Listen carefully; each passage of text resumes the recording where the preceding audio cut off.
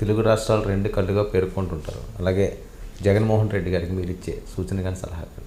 ఇందాక చెప్పాను కదా, సంక్షేమం బాగా అమలు చేస్తున్నారు, సంతోషం. కానీ రెండు, ఒకటి ఆర్థిక ప్రగతి, దానికి కావాల్సిన మౌలిక సదుపాయాలు, అభివృద్ధి, ఉపాధి కల్పన, ఆదాయాలు పెరగటం, పెట్టుబడులు పెంచడం, దాని మీద దృష్టి పెట్టకపోయినట్టయితే చరిత్రలో కేవలం తాత్కాలిక సంక్షేమాన్ని ఇచ్చిన వాడుగా నిలబడతారు, కానీ ప్రజల జీవితాలను బాగు చేసిన వాడుగా నిలబడరు.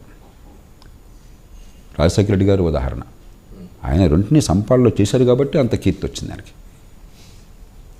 ఆ పరిపాలనలో పొరపాట్లు ఏమైనా ఎవరు అనరు, అవినీతి తప్పుడు ఉంది, అందరికీ తెలుసు. అయినా కూడా ప్రజలు ఎందుకు ఆదరించారు? అభివృద్ధి, సంక్షేమం రెండు కూడా సమపాలనలో చేశారు. రెండోది, ప్రజాస్వామ్యంలో ఈ కక్షపూరిత రాజకీయాలు, ఈ అసలే చట్టబద్ధ పాలన లేని దేశంలో అధికారులు నేముంటే వాళ్ళని జైల్లో పెడతాను, వాళ్ళని జైల్లో పెడతారు, ఈ శత్రువులాగా చూస్తామని చెప్పిన తీరు మంచిది కాదు.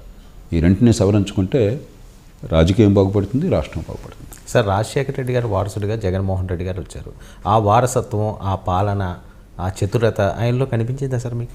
నేను చెప్పాల్సింది చెప్పాను. ఇప్పుడు దానిలో ఉన్న మంచిని, ఎవరు మంచి చేసినా కూడా ఆ మంచిని మనం అందిపుచ్చుకోవాలి. వాజ్పేయి గారి గురించి ఎందుకు చెప్తాం? ఆయన మన బంధువు. ఏమన్నా ఎవరిని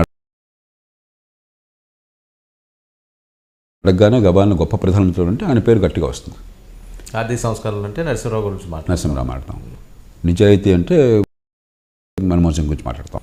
ఇప్పుడు వాజ్పేయి గారికి మెజారిటీ లేకున్నా, 31 పార్టీలతో సంకీర్ణం ఉన్నా కూడా, ఒక్క ఓటుతో ఆయన లోక్సభలో అధికారం కోల్పోతున్నా కూడా సంయమనాన్ని కోల్పోలా, ఎవరిని బూతులు తట్లా.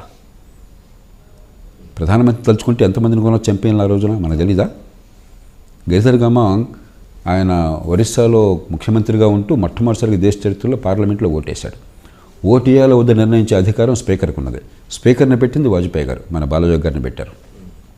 ఆయన స్పీకర్ని శాసించాల, వాడిని ఓటు తీసేవా అని చెప్పంటే ఎవరు ఏమైనా వాడు కాదు, ఒక గంట గొడవ చేసేవాళ్ళు అంతే, ఏమేది కాదు. ఆ ఒక్క ఓటుతో పోయే అవకాశం నేను తెలుసు వాళ్ళకి.